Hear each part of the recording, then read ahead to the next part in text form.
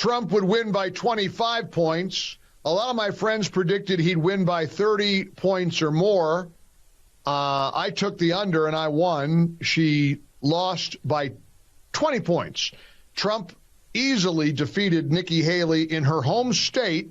And, of course, he is the Republican nominee. She has zero path. She has zero opportunity to advance. But somehow, maddeningly, she's staying in the race. Greetings from Jerusalem. We arrived Sunday. We have been talking to people already here in Israel. We decided to come over here as a guest of the International Fellowship of Christians and Jews, and we'll be telling you a lot about what they're doing in the days and weeks to come. A beautiful organization. I'm having lunch tomorrow, and I'm going to get a chance to sit down with Yael Eckstein, who is the CEO of the Fellowship, the International Fellowship of Christians and Jews. I brought Joey Hudson with me. Of course, he's the well-known South Carolina pundit, host of the Joey Hudson Just the Truth podcast, and longtime radio host, often fills in for me. Even though he's over here with me in Israel, he has been covering the South Carolina primary. And Joey, hard to believe that Nikki Haley is just not backing down after she lost in her own state. She said she's going to stay in the race. What surprised you the most as you talked to South Carolinians as they were casting their ballot on primary day? Well, first off, let me say, in the Joey Hudson non-scientific exit polling that I did last week as I traveled around. Anecdotal polling. And yes, there you go. I had a hard time over a couple of days visiting polls and getting some feedback from people who had early voted in South Carolina, and that was a new thing for us. We have not had early voting in a presidential primary until this year, but I had to search hard for anyone who even was thinking of voting for Nikki Haley. You mentioned Trump winning by a wide margin. Some of the smaller counties around the upstate, he won 80, 84, 85, 86% of the vote in some of the counties. I don't know what Nikki Haley is thinking. Now, she likes to talk about being the comeback kid. And look, you have to give her credit. She did. When she was first elected to the South Carolina House, she beat a 30-year incumbent. Nobody thought Nikki Haley from Lexington could do that. Same thing with being elected governor. Nobody thought Nikki Haley had a chance. She was running against people like Congressman Gresham Barrett at the time, but she did.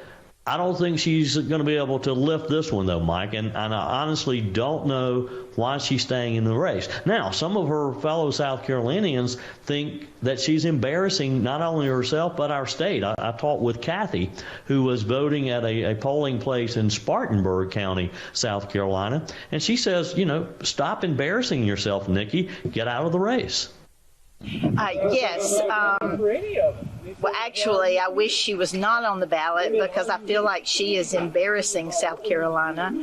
I voted for her twice as governor, but I didn't realize that she's basically a Democrat and that she doesn't have our best interest at heart for America and for South Carolina, and that she's being funded by some people that we probably wouldn't like. And so I am fearful for what might could happen if he's indicted and arrested and there she stands as the last one standing. I just hope that doesn't happen.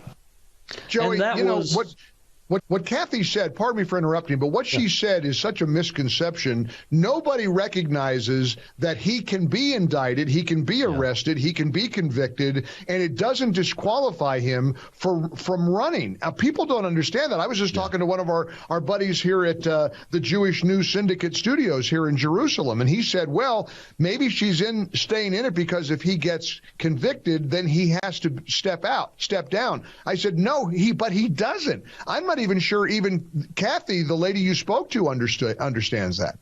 Well, I asked her about that, and I think she does understand that. I believe what she was saying, though, and in our conversation, her concern is that Trump maybe he is convicted, maybe he is sentenced, and that Trump would just drop out of the race on his own. I don't think that's going to happen. But the distrust, though, that you heard from Kathy of some of Nikki Haley's supporters and some of her sources of funding, I heard that a lot. People do not, and she was a very popular governor not too long ago, but people in South Carolina just do not trust Nikki Haley anymore. All right, Joey, great work covering the South Carolina primary. We'll check in with you again a little bit later. And also terrific work as my right-hand man here in Israel. This has been a real epic adventure. We've been on a few of these together, and this is another one this week here in Israel. So we'll check in with you again real soon. Joey Hudson. Proud to be with you. You got it. Proud to have you here.